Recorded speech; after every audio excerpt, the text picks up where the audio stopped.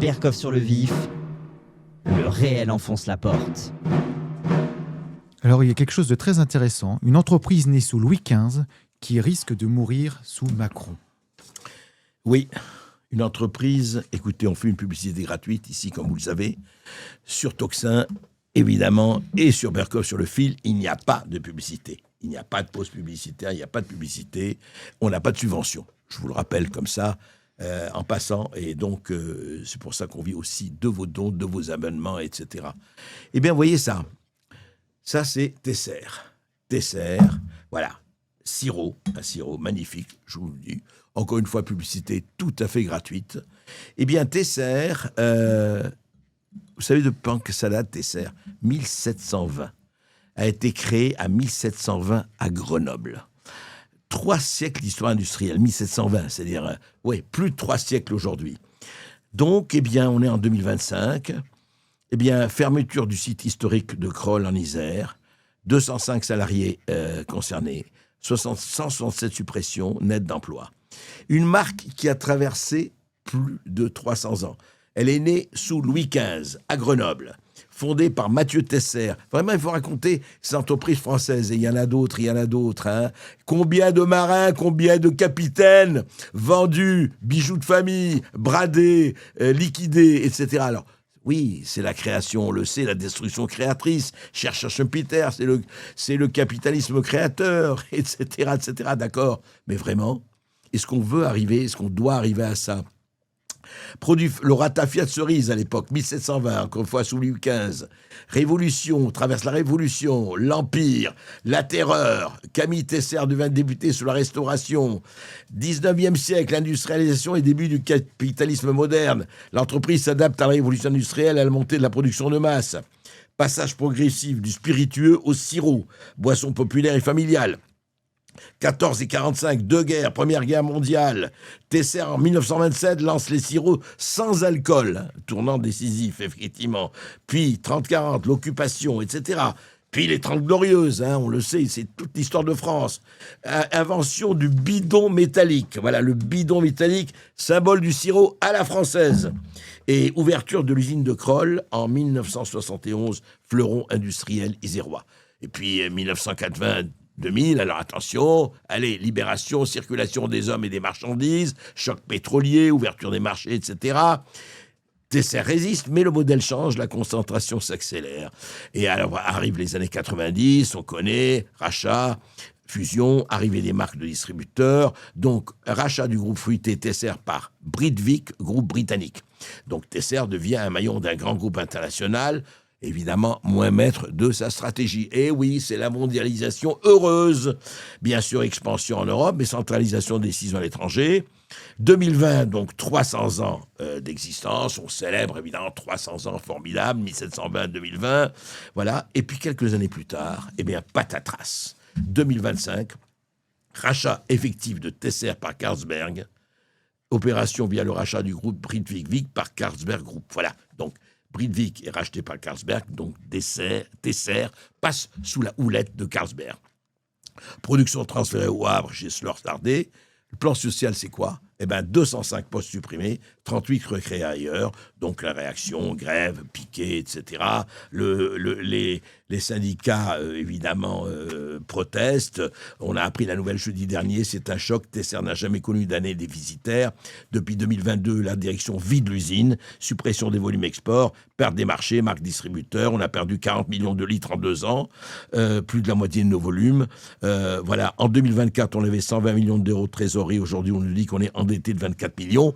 Toujours les syndicats qui parlent. Où est passé l'argent ? Oui, ça, où est passé l'argent ? On peut toujours se poser la question. Voilà, alors on vous dit, bon voilà, mais qu'est-ce que vous voulez ? C'est l'époque, on est 2025, la mondialisation, les rachats, les fusions-acquisitions, c'est pas nouveau, on a connu ça à tous les niveaux. Le problème qu'on peut se poser aujourd'hui, en 2025, vous vous rappelez des ventes des bijoux de famille industriels, on ne va pas revenir sur Alstom et tous les autres. Mais est-ce que c'est inéluctable? Est-ce que c'est fini? Il faut se dire, bon, on va regarder on peut peut-être garder, enfin le TGV, c'est déjà partout. Est-ce qu'on va garder oui, Dassault, vous voyez, Dassault. D'ailleurs, on demande que Dassault, ils se battent pour ne pas avoir le contrôle franco-allemand, etc. Voilà, capitalisme mondialisé, eh bien voilà. Ça va donc de Alstom jusqu'à ça, vous voyez? Ça, aujourd'hui, ça veut dire qu'une marque comme Tesser, qu'est-ce que c'est, hein? C'est pas un réacteur nucléaire, c'est pas une usine internationale, c'est pas les GAFAM, c'est pas tout ça. C'est une fabrique de sirop qui a tenu 300 ans. Eh ben oui, mais aujourd'hui, qu'est-ce que vous voulez? Il y a eu Britvic, il y a eu Carlsberg, demain il y aura autre chose. C'est la vie. On appelle ça, c'est la vie. Donc, on s'achète, on se vend, on s'achète, on se vend, on fait des marges ou on ne fait pas de marge. Voilà. Ça s'appelle effectivement le mondialisme, la capitalisation mondialiste.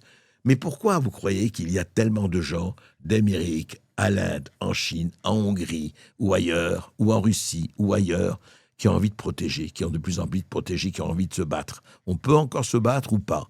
Eh bien, écoutez, en attendant, on vous souhaite une très, très, très bonne santé. Et on boit du sirop.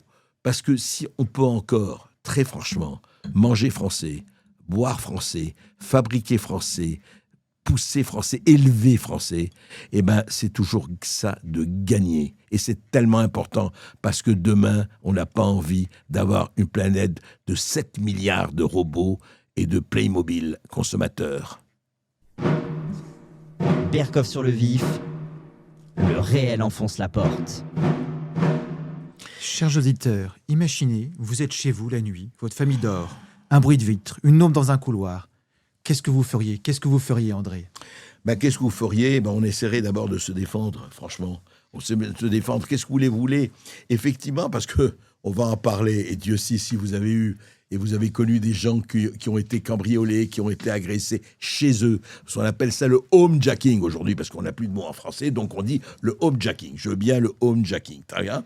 On arrive et voilà, et puis on se fait tabasser et autres, et puis on se fait voler. Les bijoux de famille, là c'est à l'intérieur de la maison.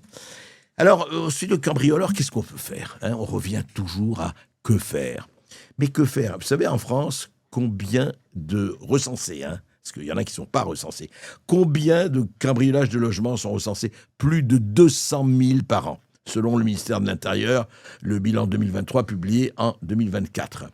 Les atteintes aux biens sont moins souvent élucidées que les atteintes aux personnes. C'est intéressant parce que moins de 7% d'atteintes élucidées au bout d'un an pour les vols sans violence, les cambriolages de logements et les vols liés aux véhicules. Moins de 7% par an sont élucidés. C'est-à-dire donc, plus de 9 cambriolages sur 10 ne sont jamais résolus. Sentiment d'impunité, voilà.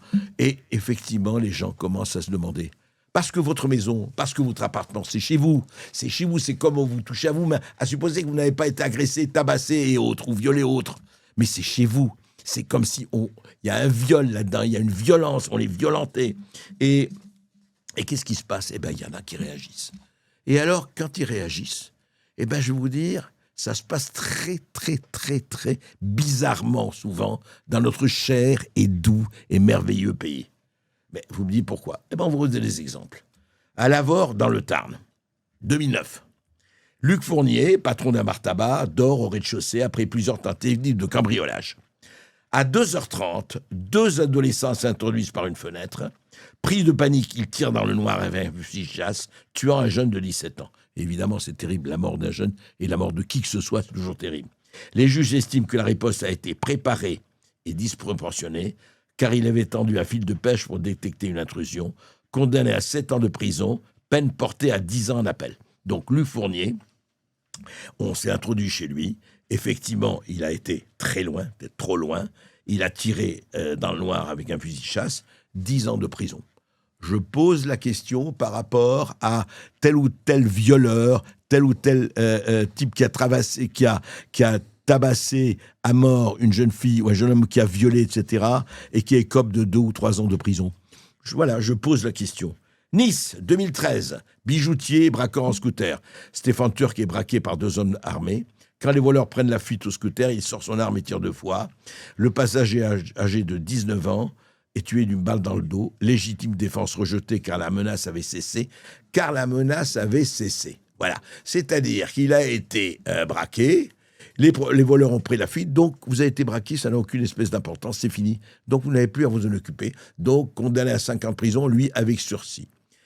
Voilà, un habitant à Toulouse, 2012, surprend un adolescent de 17 ans en train de cambrioler sa maison.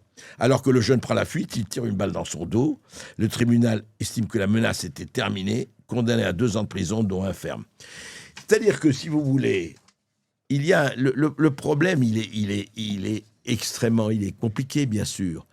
Mais quand quelqu'un rentre chez vous, est-ce qu'il ne s'est pas lui-même mis en danger ?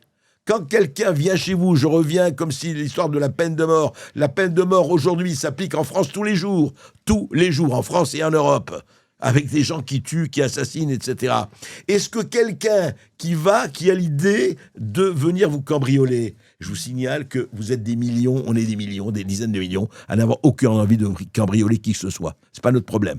On ne cherche pas. C'est pas notre problème. Ah ben oui, mais écoutez, ceux qui cambriolent, il faut aussi que ils soient préservés, qu'il n'ait aucun sens du risque. Ils ne risquent rien. C'est ça le problème. Par exemple, un couple de buralistes à Châteauroux, ils ont eu plusieurs cambriolages en série. Ils passent la nuit dans le commerce chez eux. 3 voleurs pénètrent dans la boutique. Le mari, 64 ans, dit 5 fois. D'abord des balles en caoutchouc, puis des plombs. Un voleur est blessé à l'épaule. Les juges parlent de riposte excessive. Vous m'entendez ? Riposte excessive, il a tiré avec des balles en caoutchouc puis des plombs. Après plusieurs cambriolages, un voleur est blessé à l'épaule. Les juges parlent de riposte excessive. Condamné donc le buraliste à 20 mois de prison avec sursis et 4 000 € de dommages. Etc., etc., etc. Un père de famille, je pourrais en parler quand même énormément, surprend un homme dans son pavillon de nuit, une lutte éclate, il s'empare d'un couteau et frappe, l'intue est grièvement blessé. Le tribunal reconnaît sa peur, mais juge la réaction disproportionnée, condamné à 2 ans de prison, dont 6 mois ferme. Mais il y a des cas, et heureusement, où les légitimités c'est reconnu, par exemple, et là, effectivement, il y a eu des relax. Donc la justice n'est pas toujours... Ce n'est pas vrai en faveur du criminel ou en faveur du voleur ou en faveur du cambrioleur. Par exemple, à Besançon, un ingénieur retraité de 74 ans est cambriolé 7 fois en 17 jours. Une nuit, il entend une vitre brisée, saisit un fusil chargé de balles en caoutchouc et fait 3 sommations avant de tirer. Le cambrioleur est blessé puis condamné. Le tribunal reconnaît une peur réelle, une riposte mesurée, relax total. Même chose à Longré. Un agriculteur seul avec sa fille de 3 ans entend sa porte fracturée. Il tire d'abord en l'air puis la direction des intrus. L'un meurt, l'autre fuit. L'enquête révèle que la victime était un Serbe recherché pour assassinat, non-lieu pour légitime défense. Voilà, encore une 3e, à Montfaucon dans le Gard, en 2024, là récemment, un couple d'agriculteurs dîne chez eux quand un intrus cagoulé armé entre. Le mari tire, blessant le cambrioleur au bras. Après reconstitution, la procureur conclut à une riposte proportionnée, légitime défense reconnue, agriculteur libre. Et oui, le vrai problème, on pourrait comme ça en parler pendant très longtemps. En fait, la légitime défense, alors justement, c'est quoi ? En quel cas le code pénal reconnaît la légitime défense ? Eh bien, elle doit réunir 5 conditions. Agression actuelle ou imminente, agression contre une personne, et non un bien, immédiateté de la riposte, proportionnalité de la défense, agression injustifiée. Si l'un de ces critères manque, attention, la défense devient une infraction pénale. Je rappelle, c'est quand même quelque chose. Agression actuelle ou imminente, agression contre une personne et non un bien, immédiateté de la riposte, proportionnalité de la défense, agression injustifiée. Dites-moi, ça c'est bien d'écrire ça et tout cela, mais quand on est dans le feu de l'action, quand quelqu'un arrive chez vous, pensez toujours à ça.